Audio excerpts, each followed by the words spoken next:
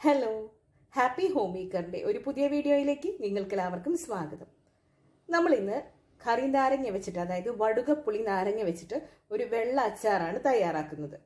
അപ്പോൾ വേഗം തന്നെ റെസിപ്പി ഒന്ന് കണ്ടു നോക്കിയാലോ. അപ്പോൾ നമുക്കിന്ന് അടിപൊളിയായിട്ടുള്ളൊരു കറി നാരങ്ങ അച്ചാർ ഉണ്ടാക്കാം. അപ്പം ഞാനൊരു 4 ദിവസത്തോളം ആയിട്ടുണ്ടായിരുന്നു കറി നാരങ്ങ വാങ്ങിച്ചിട്ട് ഫ്രിഡ്ജിലായിരുന്നു ഇരിക്കുന്നത്. അതുകൊണ്ട് തന്നെ അതിൻ്റെ തോലൊക്കെ ഒന്ന് ഹാർഡായിട്ടുണ്ട്. അതുകൊണ്ട് നമുക്ക് ഈ തോലൊന്ന് ചെത്തിക്കളയാം. അതുപോലെ നിങ്ങൾ എടുക്കുന്ന കറി നാരങ്ങ ഒട്ടും പഴുത്തിട്ടില്ലെങ്കിലും, അതായത് പച്ചയാണെങ്കിലും നമുക്ക് തോല് ചെത്താം. അതല്ലെങ്കിൽ തോലൊന്നും ചെത്തിക്കളയേണ്ട ആവശ്യമില്ല, തോലോട് കൂടി തന്നെ നമുക്ക് യൂസ് ചെയ്യാവുന്നതാണ്. അപ്പോൾ ഇതാ തോലൊന്ന് ചെത്തിയെടുക്കുന്നുണ്ട്. നമ്മൾ നാരങ്ങ തോലൊക്കെ കളഞ്ഞെടുത്തിട്ടുണ്ട്. ഇനി നമുക്കിത് കട്ട് ചെയ്യാം.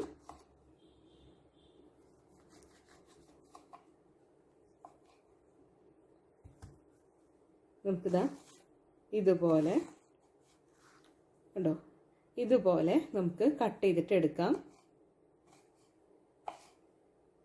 ഒരുപാട് ചെറിയ പീസായിട്ടല്ല, ഇതുപോലെയാണ് നമ്മൾ കട്ട് ചെയ്യുന്നത്. അതുപോലെ കുരുവൊക്കെ ഉണ്ടെങ്കിൽ നമുക്ക് മാറ്റിക്കളയാം. നമ്മളിത് കറിയായിട്ടല്ലല്ലോ, നമ്മൾ അച്ചാറായിട്ടാണ് ചെയ്യുന്നത്. അതുകൊണ്ട് തന്നെ കുറച്ച് വലിയ പീസായിട്ട് തന്നെ കട്ട് ചെയ്തിട്ട് എടുത്തിട്ടുണ്ട്. ഇതുപോലെ കംപ്ലീറ്റ് നമുക്ക് ചെയ്തെടുക്കാം. നമ്മുടെ നാരങ്ങ നമ്മൾ ഇതുപോലെ പീസായിട്ട് കട്ടാക്കി മാറ്റി വെച്ചിട്ടുണ്ട്. ഇനി നമുക്ക് ഇതിലേക്ക് വേണ്ട ബാക്കി ഇൻഗ്രീഡിയൻസ് ഒക്കെ എടുത്തു വെക്കാം. ഇനി ഇതിലേക്ക് നല്ല എരിവുള്ള പച്ചമുളക് ഞാനൊരു 4 എണ്ണം എടുത്തിട്ടുണ്ട്.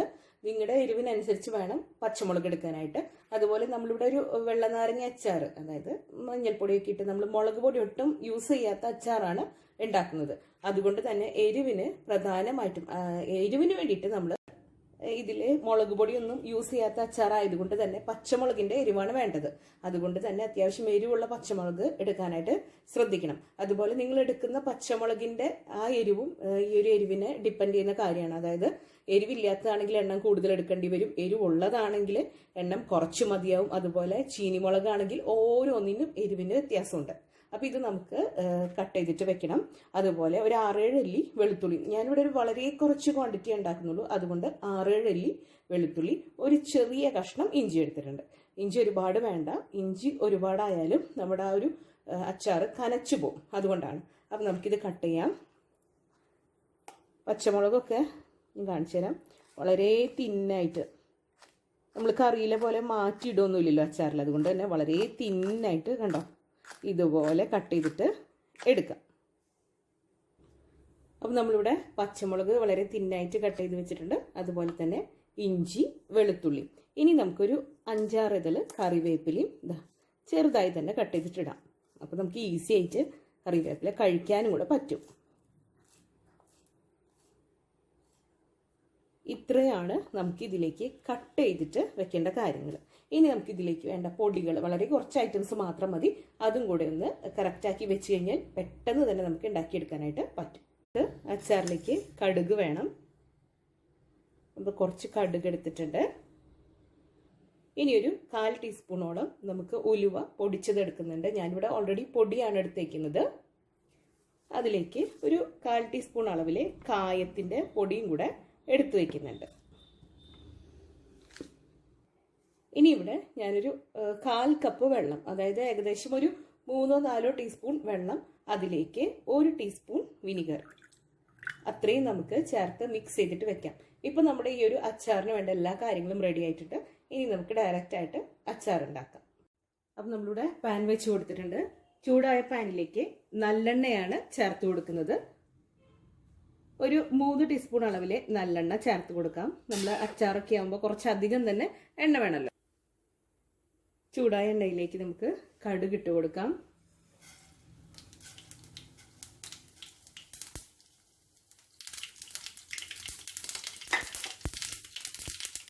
കടുക് പൊട്ടി വന്നിട്ടുണ്ട്. ഇതിലേക്ക് നമുക്ക് വെളുത്തുള്ളി, വേപ്പില, ഇഞ്ചി, പച്ചമുളക് എല്ലാം തന്നെ ചേർത്ത് നല്ലതുപോലെ ഒന്ന് വഴറ്റിയെടുക്കാം. മുരിങ്ങി വരേണ്ട ആവശ്യമൊന്നുമില്ല, നല്ലതുപോലെ ഒന്ന് വഴന്ന് വന്നാൽ മാത്രം മതി. നമ്മൾ വളരെ തിന്നായിട്ട് ചെയ്തുകൊണ്ട് തന്നെ പെട്ടെന്ന് ആയി കിട്ടും.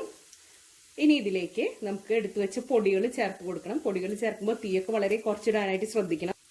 പൊടികൾ നമ്മൾ ചേർത്ത് കൊടുത്തു. നല്ലതുപോലെ ഒന്ന് ഇളക്കാം. പെട്ടെന്ന് തന്നെ ആവും. ഇതിലേക്ക് നമുക്ക് എടുത്തു വെച്ചിരിക്കുന്ന കറി നാരങ്ങ ചേർത്ത് കൊടുക്കാം.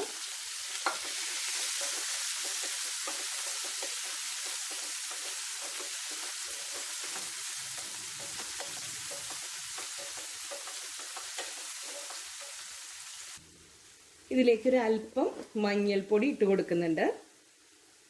ഇത് ഓപ്ഷനിലാണ്. നിങ്ങൾക്ക് വെള്ള കളറിൽ തന്നെ മതിയെങ്കിൽ ഇത് ചേർക്കേണ്ട ആവശ്യമൊന്നുമില്ല. ഇതിലേക്ക് നമ്മൾ എടുത്തു വെച്ചിരുന്ന വിനാഗിരിയും അതുപോലെ വെള്ളവും ചേർന്ന മിക്സ് ഒഴിച്ചു കൊടുത്തു. ഇനി ഇതിലേക്ക് നമ്മൾ ചേർത്ത് കൊടുക്കാനുള്ളത് ഉപ്പാണ്. ഉപ്പ് നിങ്ങളുടെ ആവശ്യത്തിനനുസരിച്ച് ചേർത്ത് കൊടുക്കുക. നല്ലതുപോലെ ഒന്ന് മിക്സ് ചെയ്യാം. ഇനി ഇതൊന്ന് ജസ്റ്റ് ഒന്ന് തിള വന്നാൽ മതി. ഒരുപാട് നേരം ഇട്ട് തിളപ്പിക്കേണ്ട ആവശ്യമൊന്നുമില്ല.